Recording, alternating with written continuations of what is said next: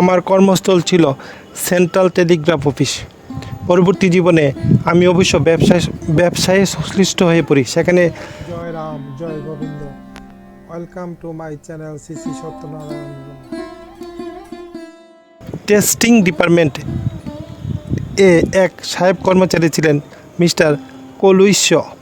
তিনি রাত্র 2টা হতে সকাল 7টা পর্যন্ত ডিউটি করতেন। হঠাৎ তার মৃত্যু হয় এবং তার মৃত্যুর কিছুদিন পর ডিপার্টমেন্টের একজন কর্মচারী মিস্টার ডিসুজা রাতে 3টার সময় ওই ঘরে প্রবেশ করে এক ছায়ামূর্তি দেখে চমকে ওঠেন। সে ছায়ামূর্তি যে মিস্টার কলুইসের সে বিষয়ে নিঃসন্দেহ হন। সকলকে এই ঘটনার কথা বলেন। শ্রী ঠাকুর তখন কালীঘাটে আমাদের ঈশ্বর গাঙ্গুলি লেনের বাড়িতে অবস্থান করছিলেন। আমি একদিন ঠাকুরকে এই সাহেবের ছায়ামূর্তির কথা সত্যতা সম্বন্ধে জিজ্ঞেস করি। ঠাকুর বলেন, ছায়ামূর্তির দর্শনের ঘটনা সত্য।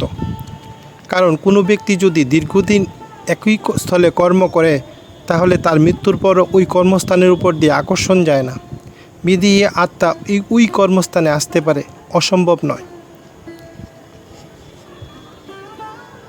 এবারে আমি প্রশ্ন করলাম, মানুষ দেহত্যাগ করলে হরিধ্বনি দেওয়া হয় কেন? হরিনামে দেহ উদ্ধার হয়। প্রাণবায়ু দেহ ছাড়িয়া গেলেও সেই দেহে প্রবেশ করিবার ইচ্ছা বা আকাঙ্ক্ষা জাগে। সেই আকাঙ্ক্ষা দূর করিবার জন্য হরিধ্বনি দেওয়া হইয়া থাকে, তাহাতে পুনঃ প্রবেশ রোধ হয়। জয় রাম, জয় গোবিন্দ। পৃষ্ঠা 20। কৃপাসিন্ধু রাম ঠাকুর। শ্রী ঠাকুরের নিকট হইতে নাম গ্রহণ করার পূর্বে আমার বয়স যখন 17-18 বছর, তখন ঠাকুর একখানি কাগজে মৃত্যুযুগের কথা লিখে দিয়েছিলেন। আশ্বিন মাস পূর্বাষাঢ় নক্ষত্র অষ্টমী তিথিতে এই মৃত্যুযুগ জানতে পেরে ঠাকুরকে বললাম, এখানে যখন আপনার কাছে রয়েছি তখন মৃত্যুর পরও নিশ্চয়ই আপনার কাছে থাকব। আপনার আশ্রিত জনের ভয় কিসের? তবুও আমার প্রার্থনা আপনার চরণের জন্য আশ্রয় লাভ করতে পারি।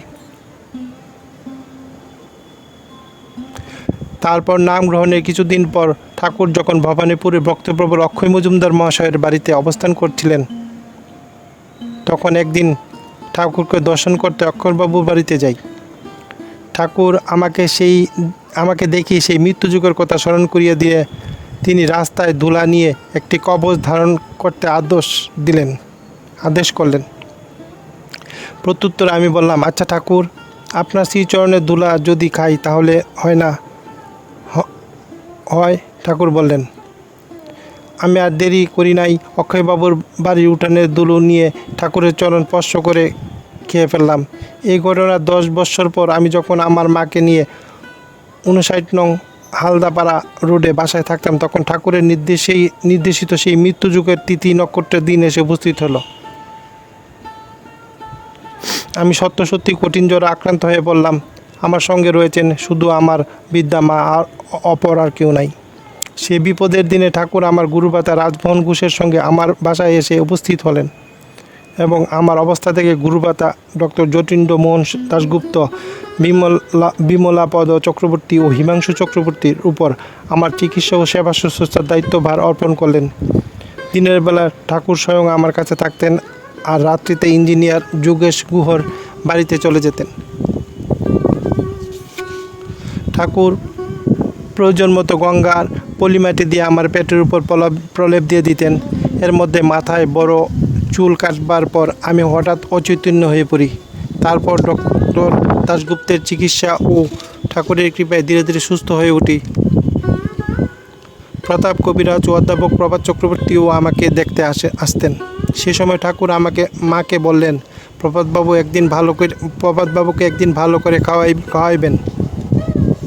মাও ঠাকুরের আদেশ পালন করেছিলেন।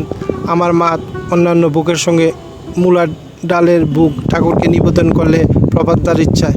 প্রসাদ গ্রহণের পর মৃদু হেসে রহস্য ভেদ করে প্রভাতদা বলেন, মনোরঞ্জন, তোর সব আপদবালাই পেটে করিয়া নিয়ে গেলাম।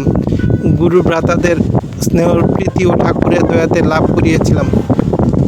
এই মৃত্যুযুগের কথা ঠাকুর বিভিন্ন সময় বিভিন্ন স্থানে ডক্টর JM দাশগুপ্তের, মণি ব্যানার্জি, প্রতাপ কবিরাজ, অক্ষয়বাবু, যোগেশ গুহ প্রমুখ বক্তবৃন্দকে বলেছিলেন।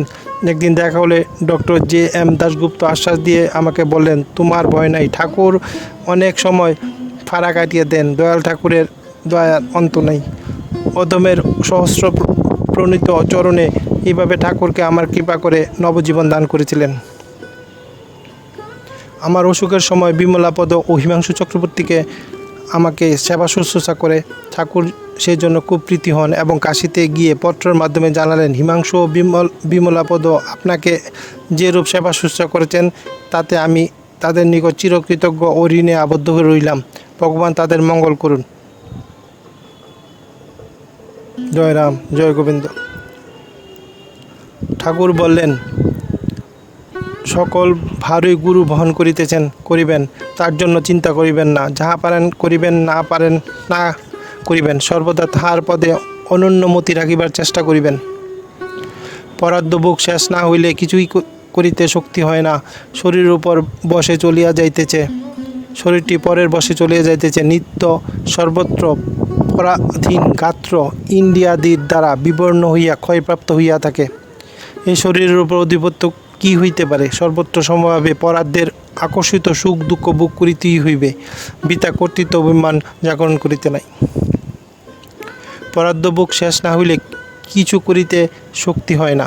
শরীরটি পরের বসে চলিয়া যাইতেছে। নিত্য সর্বত্রই পরাধীন গাত্র ইন্দ্রিয়াদির দ্বারা বিবর্ণ হইয়া ক্ষয়প্রাপ্ত হইয়া থাকে।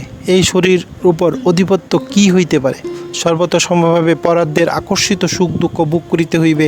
বিদ্যা কর্তৃত্ব অভিমান জাগরণ করিতে নাই। জয় রাম, জয় গোবিন্দ। পৃষ্ঠা 22।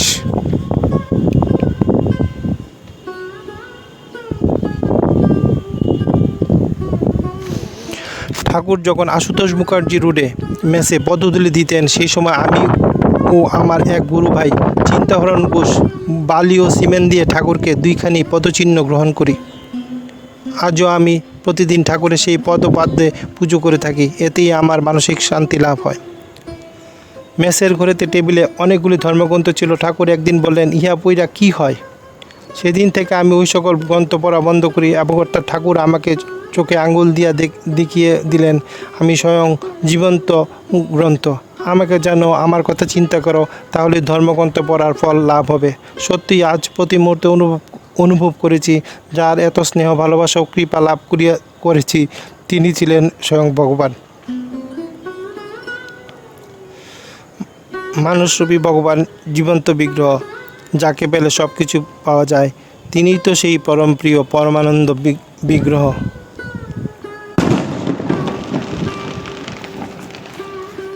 জয় রাম, জয় Govinda.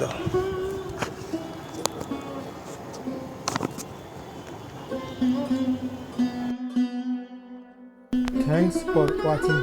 Please subscribe my channel Sri Sri Satyanarayana for more devotional video. Jai Ram, Jai Govind.